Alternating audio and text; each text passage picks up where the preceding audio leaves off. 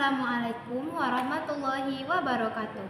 Perkenalkan, nama saya Aini Yusra Usriadi dengan NIM 2414010018. Saya berasal dari kelas 4 PAIA BP 24. Baiklah, pada kesempatan kali ini saya akan membacakan sebuah tafsir Tarbawi Al-Quran Surah Luqman ayat 16 sampai 19. Baiklah, pertama-tama saya akan membacakan Al-Quran Surah Al-Luqman ayat 16 sampai 19. A'udzu billahi minasy syaithanir rajim. Bismillahirrahmanirrahim. Ya bunayya innaha in takum mithqala habbatin min khardalin fatakum fi sakhrah aw fis samawati aw fil ardi ya'ti bihallah innallaha latifun khabir.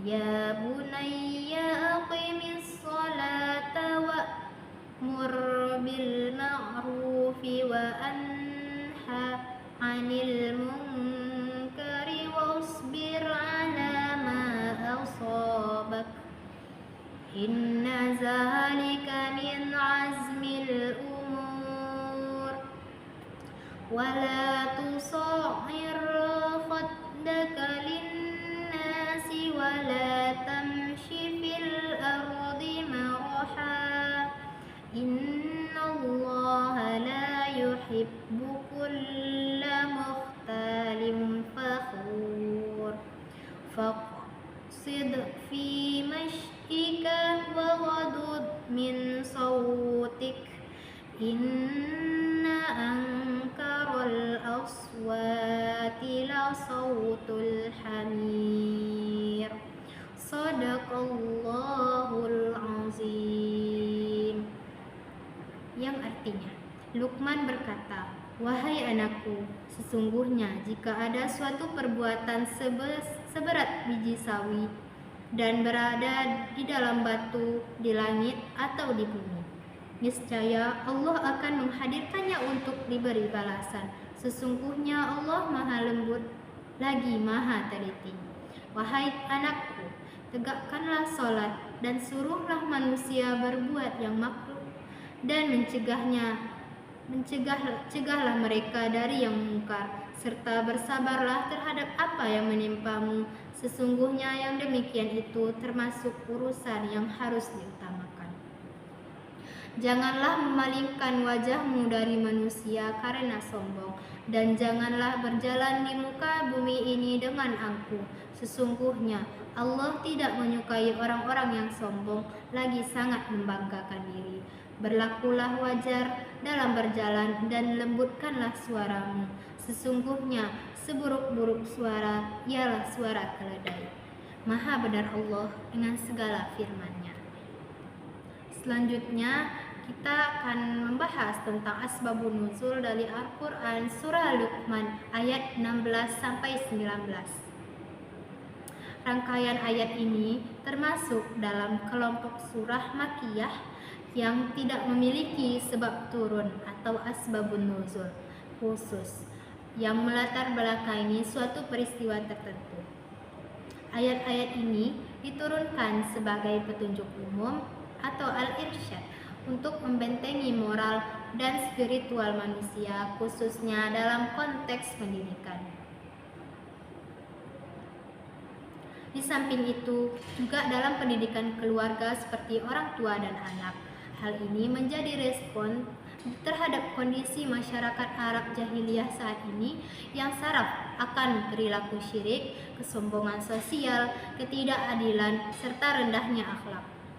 Adapun penafsiran ulama tentang tafsir Al-Quran Surah Luqman ayat 16 sampai 19 ini, yaitu dalam ayat 16, Luqman menanamkan kesadaran bahwa ilmu Allah maha halus atau latif.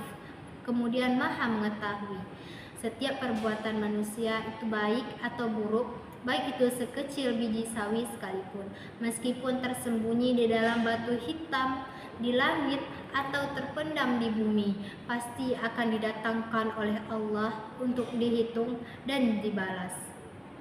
Kemudian penafsiran dari ayat 17 berisi perintah komprehensif untuk mendirikan salat secara sempurna, kemudian menyeru pada kebaikan dan juga mencegah kepada kemungkaran atau amar ma'ruf nahi munkar, serta bersabar atas segala gangguan atau cobaan yang timbul akibat dakwah tersebut. Selanjutnya tafsiran dari ayat 18, itu Allah melarang keras sifat sombong atau takabur, seperti memalingkan muka saat berbicara dengan orang lain ataupun berjalan di muka bumi ini dengan angkuh. Karena Allah sama sekali tidak menyukai orang yang tinggi hati dan juga membanggakan diri. Selanjutnya tafsiran ayat 19 itu mengatur etika harian, yaitu perintah untuk bersikap sederhana atau bersikap wajar saja dalam berjalan, tidak terlalu cepat dan juga tidak terlalu lambat, serta melunakkan suara saat berbicara. Di sini Allah mencela keras suara yang berlebihan dan menyamakannya seperti keburukan dari suara keledai.